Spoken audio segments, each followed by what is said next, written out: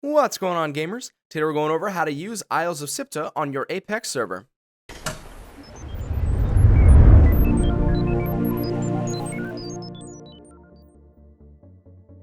Before we get started, don't forget to like, subscribe, and ring that notification bell in order to stay updated on all of our future videos.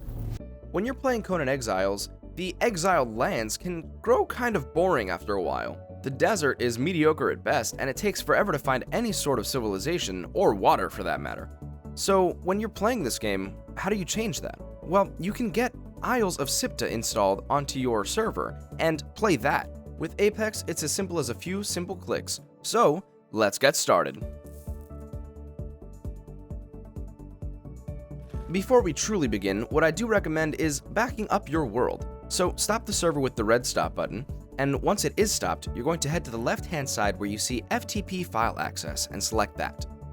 You're going to, of course, log in with whatever password you have, or if you have a cached password, then hit the green login button. Then you're going to go to the Conan Sandbox folder, which is pretty much right at the top. From here, you'll select the saved, which is farther down, and you're going to enter that folder. Then you're going to locate the game.db file, select it, and hit the zip button in the top right. And you're going to want to name it something that you recognize. For me, I just named it Conan Exiles World 1. And then, once you've decided on the name, you're going to go ahead and click the green submit button in order to get these changes saved. That way you'll have a backup folder for the world that you previously had, in case you want to go back to it. Once the console is finished, you're going to go back to the main page of your server by clicking the name at the top and selecting the Customizations tab in the left side.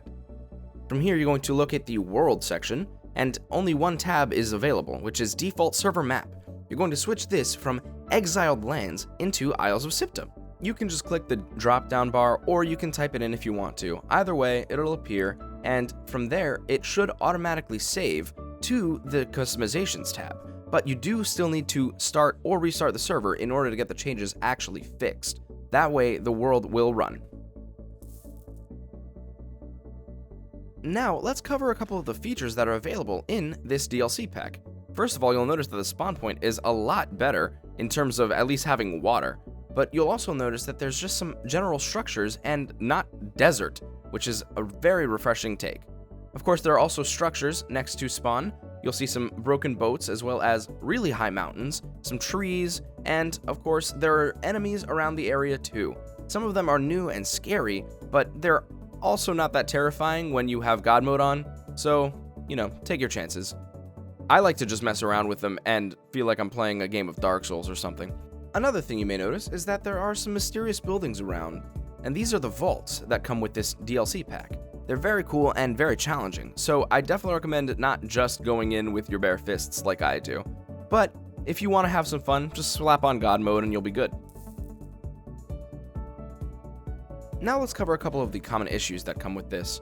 If you notice that your map is still on the Exiled Lands and there's been no change, it's likely that there was an error on the panel side. What you want to do is just double check that you've truly switched to Isles of Siptah and done the process the correct way, and make sure that the server has fully restart, and make sure that everything is working properly in that way. Then it should be good. Next is if you can't play it at all. If that's the case, it's likely that you or your friends don't have the DLC available to play Isles of Siptah. You definitely need to make sure that it is installed in your Steam library and downloaded, and once you see that it is, then you should be able to play it no problem.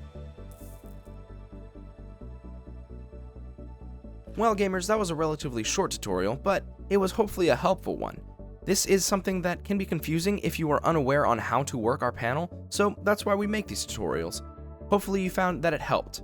Now it's up to you to just go live your barbarian life however you want. You can start by taking out as many enemies as possible, or just checking out the area.